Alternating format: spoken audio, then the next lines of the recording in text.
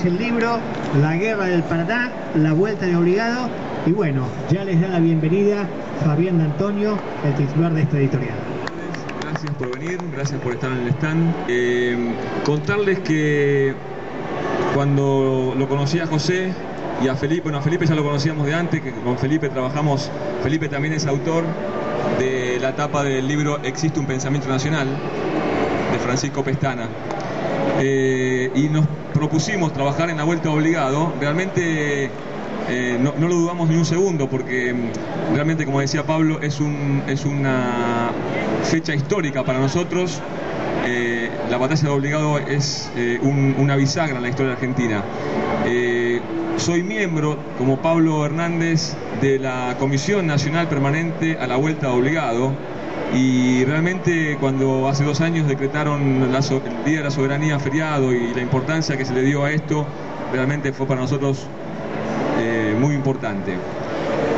Simplemente agradecerles, contarles que para los que no nos conocen, la editorial está abocada a la construcción de historia del pensamiento nacional, como autores como Pepe Rosa, como Scalabrini. Estamos reeditando la obra de Scalabrini Ortiz el 6 de mayo en este rural. Presentamos de Felipe y de Ramón, que Ramón es el colorista también de esta obra. Para nosotros es realmente muy importante, un trabajo brillante realmente, porque es la primera historieta que se hace sobre la Vuelta de Obligado, y realmente tiene un valor de hechura y de trascendencia, pero en realidad hay una parte 1 y hay una parte 3. La parte 1 es el antecedente de lo que fue la Vuelta de Obligado, todo lo que fue Martín García, la toma de Montevideo. Y la parte 3, por supuesto, las consecuencias de la batalla, lo que fue Tonelero, Quebracho, San Lorenzo. Así que estamos trabajando. Lo que vamos a hacer es acercar a mayor cantidad de gente, sobre todo gente joven, la posibilidad de conocer hechos históricos sin caer en algo que pueda resultar pesado o aburrido. Pensamos en la historieta porque es lo nuestro, es lo que habitualmente hacemos, y describimos la historieta como una forma de narrativa muy cercana a lo popular. La idea es que no sea solo la Vuelta de Obligado, un hecho trascendente de nuestra historia, contar una historieta, sino otros. Es decir, que este libro, si todo va bien, sería uno más de una serie que narre, pero que narre en forma amena y concreta, hechos que tienen que ver con nuestra historia. Yo tuve que ver con la portada, con el diseño del logo y con el pasado a tinta, pero José es el alma pater de este trabajo, porque ha estado en todo, supervisando cada detalle, ha escrito con mucha conciencia, porque no es poco, al contrario. Una última cosa antes de pasar con él: si tienen dudas, ojen el libro, no es aburrido, no es falto de rigor, por todo lo contrario, y tiene algo que uno a veces encuentra en el buen cine, que es que la historia nos va llevando. Para finalizar, la Vuelta de Obligado empieza con una charla en un fogón. Están velando las armas porque la batalla va a ocurrir al otro día. Con eso ya uno se introduce en lo que después va a ser una defensa realmente brava y, se podría decir, gloriosa de nuestras tierras. Para los que no lo saben, y le doy a José, la Vuelta de Obligado no es una derrota, al contrario. El imperio pasó, luego subió por el Paraná y tuvo otras batallas que narraremos, si Dios quiere, en los otros libros de la serie. Gracias. De distintos aspectos de este asunto. No, la idea no es hacer un monólogo, sino quiero comentar una coincidencia que no deja de llamarme la atención. Hoy me enteré que un 27 de abril, o sea, un día como hoy, en el año 1977, desaparecía Héctor Oesterheld, el creador del Eternauta. Fíjense cómo las cosas se van juntando, ¿no? Para mí, cuando vi que nuestro libro estaba al lado del Eternauta, realmente fue una cosa emocionante, digamos, un sentimiento como de haber llegado a algo, por lo menos a estar cerca de un maestro total como fue Oesterheld, alguien que no solo escribió las mejores historietas de nuestro país y tal vez del mundo, sino que se jugó entero, jugó su vida en lo que escribía, que es la otra cosa que quería comentar, ¿no? ¿Cómo llegamos a la vuelta de obligado? Siempre la historieta argentina de tema histórico fue así, fue una historieta donde mostramos a patriotas, donde mostramos a ingleses y franceses invadiendo nuestro país. fue así. O en los comienzos de la historieta argentina de tema histórico se hacía más bien una historieta tipo Villiquen, donde se soslayaban los temas que molestaban a la clase dominante, y entonces teníamos gauchos pintorescos que tenían lindas aventuras, como el Lindor Covas, el Cimarrón, o la mayor parte de las aventuras del Cabo Sabino o del Huinca, que estaban muy bien hechas, grandes dibujantes y muy buenos guiones, pero que no se metían mucho con la historia, con la verdadera historia. Justamente Oesterheld es el que rompe con eso cuando en el año, digamos, fines de la década del 60, publica La vida del Che, con dibujos de Alberto Breccia, que realmente, y de Enrique Breccia también. Es un momento culminante, yo diría, porque a partir de ahí ya la historieta argentina no es la misma. Ya ahí la historieta se compromete, toma partido, muestra a un héroe argentino cuando justamente muchos renegaban de ese héroe o hacían como que no lo conocían. Y entonces a partir de ahí la historia argentina entra en la historieta y yo creo que ya no sale del todo, ¿cierto? Pocos años después, Oesterheld profundiza esa concientización y publica 450 años de lucha contra el imperialismo, donde realmente uno ve que se está jugando la vida el hombre. Esa era una historieta dibujada por Durañona, que salía en la revista El Descamisado.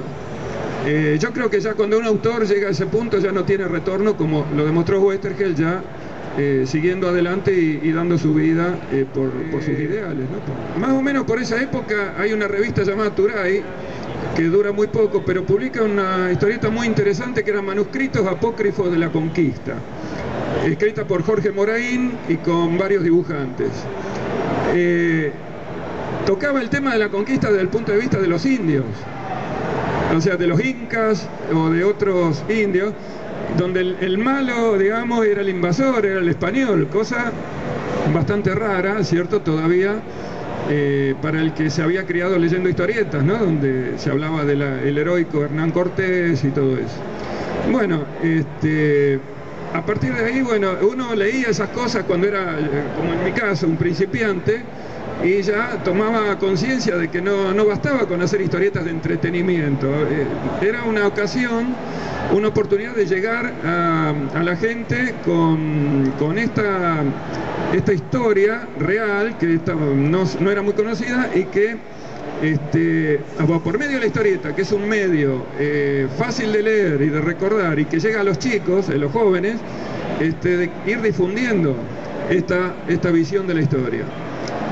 Así que cuando tuve la oportunidad de empezar a trabajar en historieta, y en el diario La Voz se me da la oportunidad de escribir mis guiones y proponer mis temas, bueno, arranqué con Juan Moreira, Dorrego, la vida de Dorrego, de Facundo y del Chacho Peñalosa. Todo esto ocurría en el año 82, 85 más o menos. Pasó mucho tiempo, hice muchas otras cosas, y llega un momento en que conocemos con Felipe a Fabián D'Antonio, y ahí es donde se me da la oportunidad, junto con Felipe, de volver a tratar un tema nacional, ¿cierto? Un tema histórico. Presidenta, inaugurando un monumento, instaurando el feriado del 20 de noviembre, que es la primera vez que un presidente reconoce la batalla de la Vuelta de Obligado como una gesta ineludible de nuestra historia, ¿cierto? Así que ahí, aparte yo soy de Ramallo, que queda muy cerca de la Vuelta Obligado, 30 kilómetros, y que se perdió la oportunidad. Yo creo que en este momento podríamos estar hablando de la batalla del Arroyo Las Hermanas o de Ramallo, porque el general Mansilla, que como ustedes saben comandó las tropas argentinas en la Vuelta Obligado, Originalmente planeó instalar las baterías en la desembocadura del arroyo de las Hermanas, que es el arroyo que pasa por Ramallo, ¿cierto? O sea que en una de esas estaríamos hablando de eso, solo que hubo una tormenta que desparramó las cadenas, los botes, y demostró que el lugar no era apropiado. No era apropiado para eso, y ahí es donde Mansilla decide hacer el corte del río con las cadenas y las barcas en la vuelta de Obligado. Que aparte el río hace un recodo ahí, era muy propicio para tratar de detener a la flota enemiga, que no era una flota cualquiera, era tal vez la flota más poderosa de la época. Tenía, ustedes saben, tenía cañones de balas explosivas, eran barcos a vapor, blindados, y había que hacerle frente a eso, con cañoncitos de bronce, cañones de la época de la independencia. O sea, lo que más había era coraje, tampoco había muchas municiones. Entonces uno va leyendo estas cosas y bueno, las ganas de dibujarlas son cada vez más, ¿no? Así que realmente uno casi se sentía en el lugar de la batalla, porque como muchas veces ocurre, cuando uno hace una obra, podemos llamarla de arte, pero por lo menos de expresión, ¿cierto? De narración, muchas veces el proceso de llevar adelante la obra es casi una lucha paralela a la lucha que uno está contando. O sea, no fue fácil llegar a buen puerto con la vuelta, digamos, inconvenientes, algunos demoras, problemas así hasta de salud. Y bueno, todo eso hizo que uno sintiera que estaba viviendo otra épica paralela a la de aquellos héroes de la Vuelta de Obligado. Había que hacer esta historieta, había que llegar a tiempo, y bueno, y se hizo con la colaboración muy importante de Felipe, con el color de Ramón Gil, que realmente hizo un gran trabajo, con el armado y las letras de Fernando Hrikak, no sé si lo pronuncio bien, y bueno, y el aliento y el apoyo permanente de Fabián, ¿cierto? Yo creo que hemos puesto una semilla. El hecho ya de arrancar por la mitad implica la esperanza de que esto no quede así. Hay mucho para contar, hay muchas cosas que ocurrieron antes de la Vuelta de Obligado. El año pasado nos confiscan la fragata ¿dónde era? En Dakar, en Ghana. Nos confiscan la fragata. Bueno, eso me hizo acordar mucho a la Vuelta de Obligado, no a la Vuelta de Obligado, sino a lo que pasó antes, a cuando el bloqueo de Montevideo, la flota del almirante Brown está bloqueando Montevideo. En un momento dado la rodea la flota inglesa y francesa y le roban los barcos, le toman los barcos, prácticamente no tiene oportunidad de resistir, y nos confiscan los barcos, porque se les ocurrió, porque les convenía, por estrategia, y bueno, tantos años después y nos siguen pasando las mismas cosas. Por eso es que hay que seguir contando las mismas historias, ¿cierto? Hasta que la gente tome conciencia de que pasan los años, pasan los siglos, pero muchas veces el enemigo sigue siendo el mismo. Luego trataremos de hacer el tercer libro, ¿cierto? Donde contaremos que lo que se tiene para la historia oficial, digamos, como una derrota, sí, fue una derrota en táctica, digamos, en el momento, pero fue una victoria estratégica, porque no terminó el primer combate, pero se siguió combatiendo en el Tonelero, que también queda en Mis Pagos, por Ramallo, en San Lorenzo, donde fue el combate de San Lorenzo, ahí se les dio bastante duro a la flota enemiga, y bueno, y a la vuelta, en el Quebracho, fue donde tuvieron realmente las pérdidas más grandes, y esa batalla prácticamente nunca se conoció, hasta que ahora, gracias al Instituto Dorrego, gracias a que hay una nueva visión de la historia, una nueva oportunidad para el revisionismo, nos enteramos de que en el Quebracho la flota anglo-francesa recibió un castigo tremendo, que fue lo que hizo que al final se tuvieran que ir, tuvieran que arreglar con Rosa, desagraviar a la bandera con 21 cañonazos. Y entonces, ¿quién ganó? ¿Quién perdió? Todo depende del punto de vista, ¿cierto? Pero nosotros estamos luchando para que este punto de vista sea tan conocido como el otro. Por ahora es una lucha como la de David contra Goliat, ¿cierto? Tenemos al Goliat alimentado por los medios de comunicación, por los grandes diarios, por las grandes editoriales, y nosotros acá, como David, les vamos tirando piedras. Esperemos poder tirarles cada vez más piedras. Bueno, gracias a ustedes esperamos poder seguir haciéndolo. Muchas gracias. La promesa está en lo que dice el título, acá está atrás, de la serie. Son gestas de la patria grande. Es decir, hablamos de Argentina, hablamos de todos los países del cono sur, porque estamos unidos en la desgracia y en la lucha. Quería decir algo más, José. Agregar que también no solo, digamos, lo que decía acá Pablo, sino que con mucha alegría hacemos esto, ¿cierto? O sea, no es solo decir, bueno, que esto es una misión, realmente uno lo siente como una misión, pero lo hacemos con mucha alegría porque nos gusta hacer historietas, nos gusta dibujar, nos gusta escribir, pero en este momento de nuestras carreras o de nuestra vida, puestos a elegir, queremos contar historias de acá, queremos escribir cosas de nuestro país, de nuestra gente, y que nos sirvan para ir construyendo una Argentina mejor, ¿cierto? O sea, porque el pasado no es algo enterrado, el pasado está presente y conocerlo es lo que nos ayuda a tener un mejor futuro.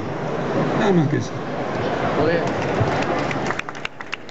José, vos empezaste hablando no de vos, y eso ya te pero bueno, si está con nosotros Germán Cáceres, que es uno de los que hizo el primer libro sobre western, que ese libro tan pequeño y tan lindo y tan definitivo. Bueno, nos gustaría que aunque sea nos saludara, nos dijera una palabra en esta pequeña fiesta de la historieta. Bueno, yo tengo la obligación de recomendar, porque ya lo he leído, por eso leí el comentario, ¿no?